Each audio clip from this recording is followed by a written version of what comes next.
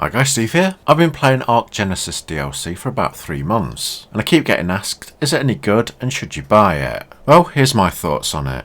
I'm doing this video in hopes that the devs will understand what needs to be fixed on this and future DLC, because it seems they haven't played Genesis themselves properly from the beginning to the end, because if they had, they would have spotted quite a few problems with it. When you've done everything on every map, you'd be glad for a change of scenery, and Genesis is split up between 5 different map zones. They're fine, but you've seen most of it before, as most of them are rehashing elements from older maps, and you use your personal robot Helena to transport between them, when it decides to work. The bog is a gloomy swamp area, with new big trees, water turbines and a few new bits added. Oh, and it's marked as an easy starting zone, but that's misleading because it's anything but, as if you begin as a new player there, you'll be constantly attacked and irritated by a never-ending swarm of insects, plus loads of X-Raptors and Capros killing you from your mount. The Arctic is the easiest zone to play on when you've made yourself a set of fur armour, and the water zone is the most pleasant. You're only restricted to water creatures. The volcano has its own dedicated zone and it erupts much like the one on Ragnarok, but you can go inside it as the middle's hollowed out. The only real completely new terrain that's offered is the lunar biome, where you can float around in space and other creatures attack ones. Devs, how about something different like living inside a giant dying space creature? The biggest change to Ark Genesis is the introduction of challenge missions. We have to complete the challenge within a certain time to earn reward items and hexagons, the currency to buy resources and loot boxes from your personal robot, and the hexagon store is a nice idea. Now when you start off on Genesis, you think the challenges are good as it's adding more content to the game, so more stuff to do. But as you go through them, you realise that there's only about 7 different mission types, and all the rest of the missions are just the same, but just changing the dino you're hunting or escorting, just in a different location. So basically just repeating the same mission type dozens of times. Like hunting a mammoth, hunting a Yeti, hunting a crocodile, hunting a Spino, hunting a raptor, and after a few times of doing the same mission type, over and over and over and over again, you will get bored of them. And that's just doing the new ones, not including the ones you have to farm over and over again to try and get the items you need. For me, the most exciting challenge was the bog beatdown type, where you have to run around an arena fighting waves and waves of different creatures. The Gamma and Beta are doable solo, but then there's a massive jump in difficulty for the Alpha missions, and it's the same for most of the Alpha challenges. I found the basketball ones the most fun, the escorting ones get boring after a while. The game can't handle the racing ones, as moving super fast creates loading in render lag and collision lag when you hit dinos or other players, or moving that fast crashes a game sometimes, especially on the Manta one. But the worst and most irritating is the footprint tracking missions. From tracks hidden by trees or rocks, to stopping and starting waiting for the scan all the time, and try doing the Arctic ones during the daytime as it's almost impossible, as you can't see the footprints. How about changing them to black? Because white tracks on white snow in a white snowstorm blizzard is almost impossible to see, so they have to be done at night to be able to see the footprints properly.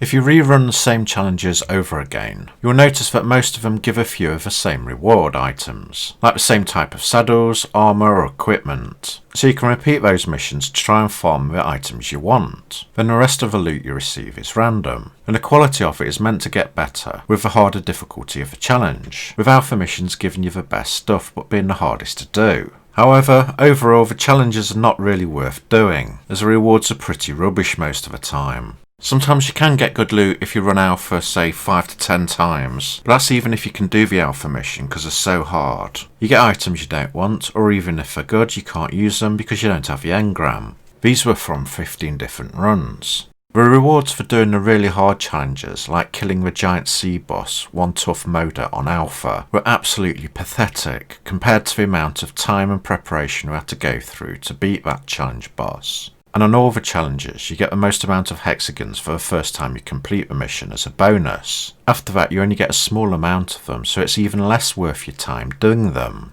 You use hexagons to buy loot boxes from your robot store. There are 3 different levels at a higher cost: green, yellow and red. You get a random selection of items from a loot crate, but you soon learn that there's more junk items in there than there are good ones, and a lot of the time unusable, like spending 35,000 hexagons on a red crate and getting a box of wyvern milk on Genesis when there's no wyverns here. So because the rewards from a loot crate and the challenges are so bad, it's just not really worth doing them. If you're spending that much hexagons on red crates, you need to be guaranteed good items, because if we get a string of junk time after time, people aren't just going to buy them anymore. Genesis brings 5 new creatures to the game: Bloodstalker, Ferox, Megachelon, Magmasaur, and the Astrocetus, a space whale. All of them were fine and balanced to tame when the DLC was first released, but later the devs changed the taming techniques to make it more difficult. I'm guessing it was probably to make it harder for people who are importing their main characters and that already had most of the engrams, but by doing that they completely screwed over the players who had started new characters on Genesis.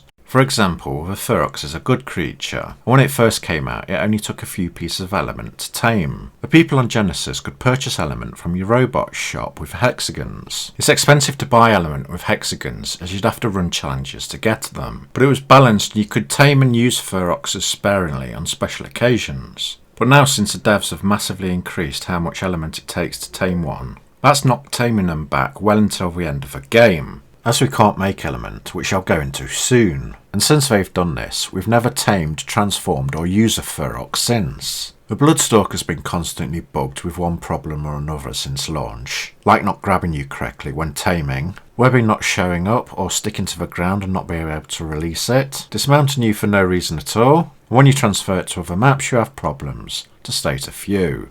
Now you remember me saying when you first start Genesis that you think challenges are adding more content to the game. Well, it turns out they actually restrict you from doing what you want when you want, and forces you to do the same old boring mission types over and over again, because we are ready and wanting to do the final boss fight now, as that's the only way to unlock the tech replicator to be able to make element. But we can't because we're forced to complete 58 missions just to get into Gamma. Then it's 116 challenges to get into Beta and 168 to get into the Alpha boss fight. It's painfully boring to do the challenges just for the first Gamma boss, but it's going to be agonising torture to get access to the Beta and Alpha boss fights. And if someone's saying playing your game's agonising torture, then you've gone wrong somewhere, devs. I've just done over 40 missions, but I'm sick to death of them. But it's worse for me as I've been doing the same missions again on another account, to shoot videos explaining how to do each challenge and what loot you get from them. So I've had to do the missions at least twice. Michelle's not done that, but she's still bored of doing the challenges as well.